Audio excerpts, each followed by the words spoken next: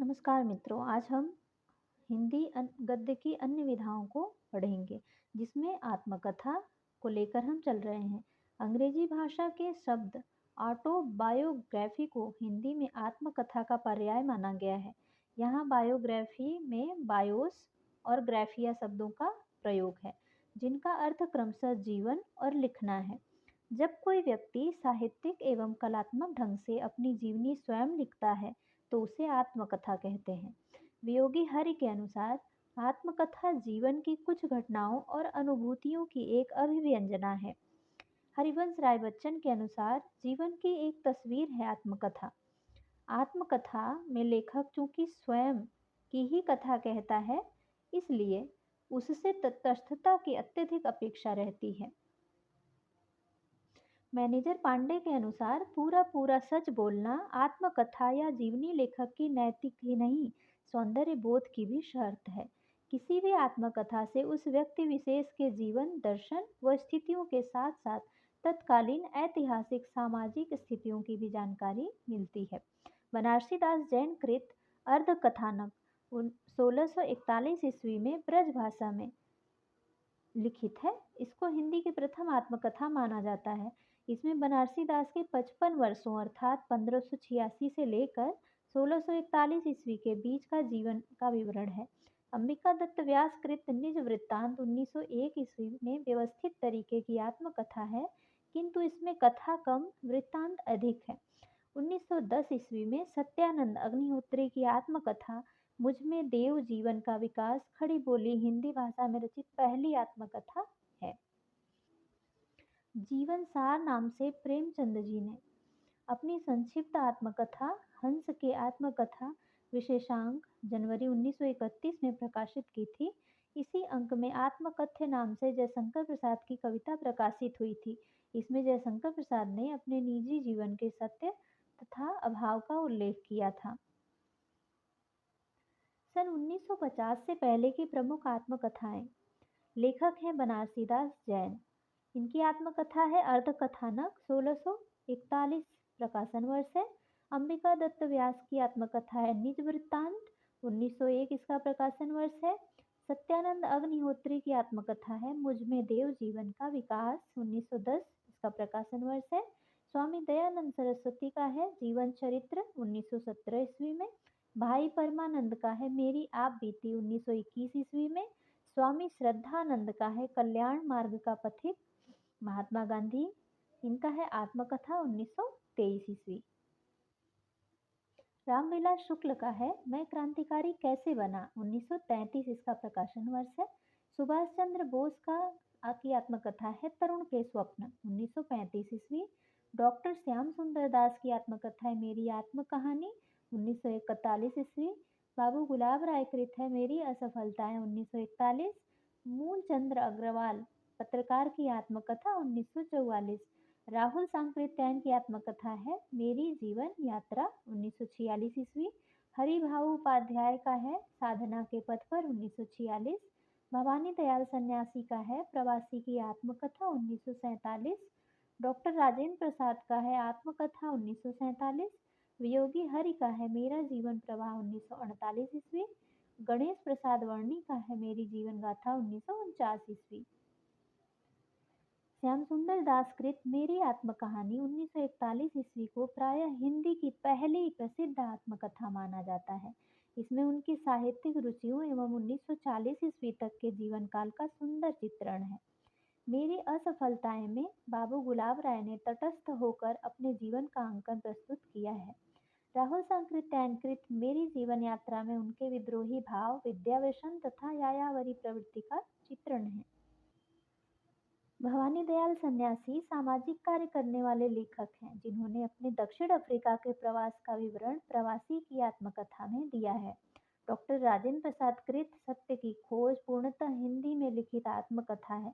परिष्कृत भाषा शैली में वियोगी हरि ने मेरा जीवन प्रवाह नामक आत्मकथा लिखी है। अब हम देखते हैं सन 1950 के बाद की हिंदी की प्रमुख आत्मकथाएं।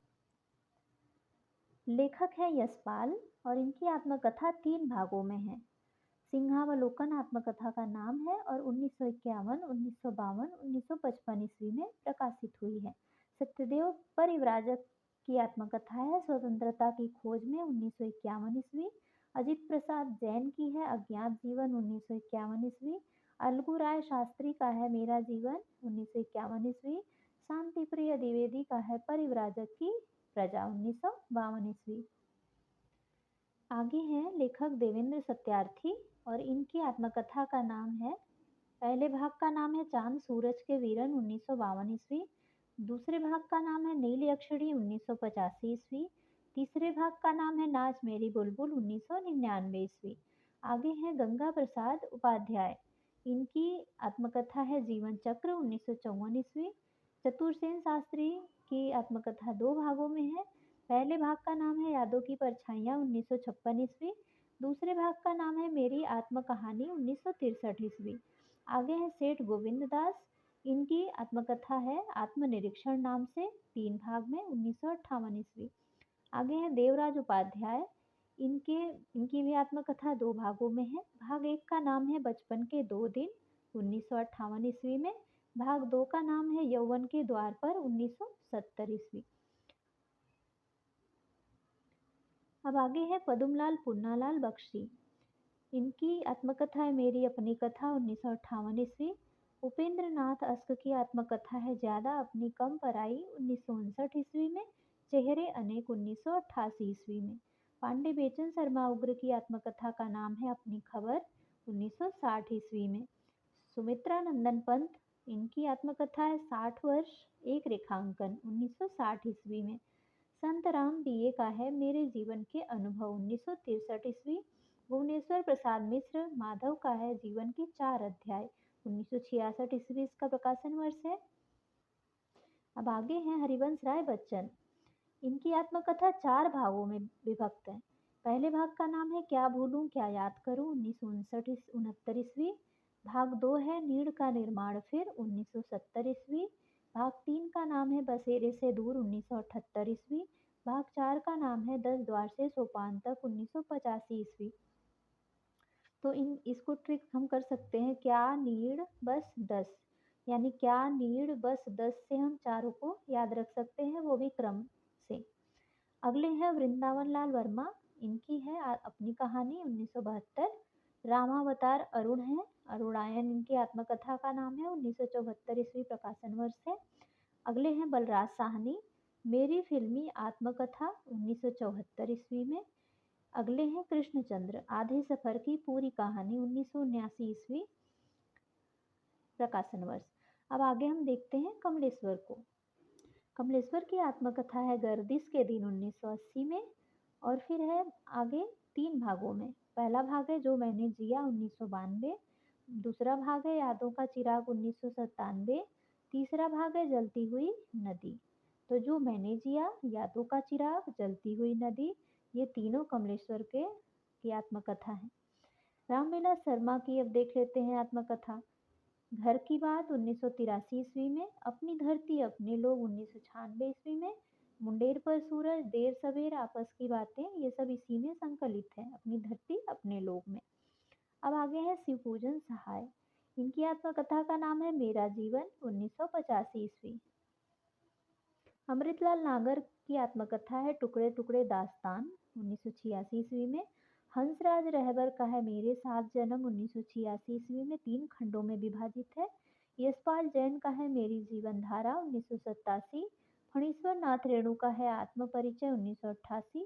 डॉक्टर नगेंद्र का है अर्धकथा 1988। कन्हैया लाल मिश्र प्रभाकर का है तपती पगडंडियों पर पद यात्रा 1989 ईस्वी।